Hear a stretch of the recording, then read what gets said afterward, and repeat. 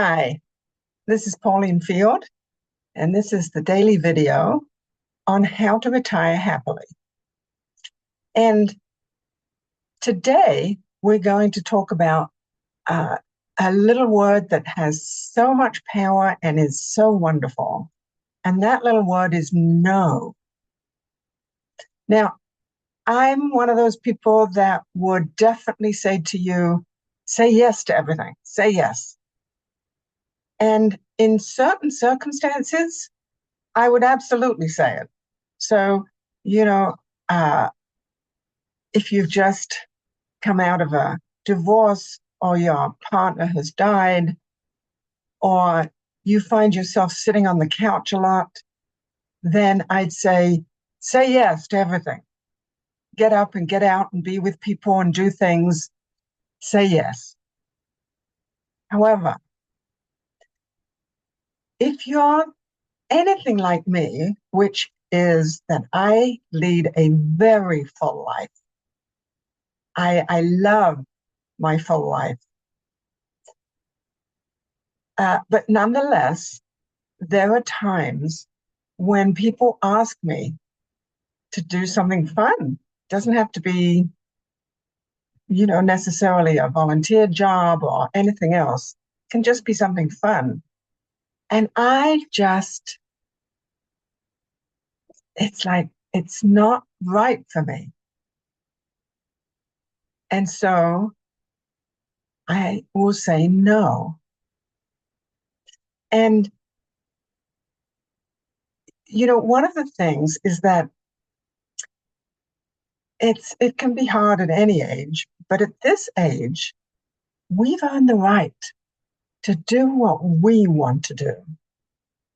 I remember going to a conference when Oprah was speaking and she had just turned 50.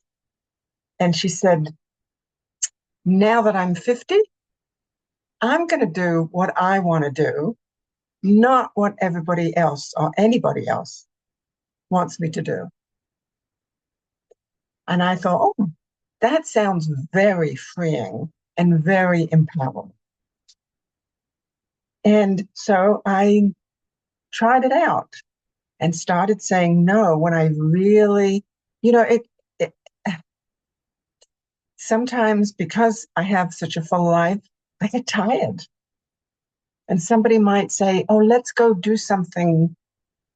Maybe it's a movie I really want to see, or getting together with a few other women that just sounds lovely. But sometimes I need to stop. I need to just chill at home. And that's okay. It really, we have to take care of ourselves. And sometimes that means saying no. So there's all kinds of words we can use, setting boundaries and being empowered. And yeah, it's all of that. But, in just regular old terms, sometimes no is the best thing for us. And if you are willing to say no, then when a friend of yours says no to something you offer, it won't be so hard to hear it. And yes, if your friend is inviting you to something and you say no, they might be disappointed. Just like if you asked somebody and they said no, you'd be disappointed. It doesn't mean it's the end of the friendship. It just means that, yeah, it's a little disappointment. It's part of life. Sometimes we're disappointed. So uh, there is a way to say it. Like, for instance, do not just avoid. So if you get a voicemail or a text and you just wait until afterwards and say, oh, I just saw this. No, don't do that. Or minimally. If you just text or call and say, you know, I just can't. I've got something else I got to do. If you cherish this friendship, this relationship, whatever it is, then tell them the truth. Tell them that you'd love to. It sounds wonderful. And as much as you'd like to say yes, you really need to chill at home. Sorry. Catch me next time. The only time that it might start to be a problem is if you say no often.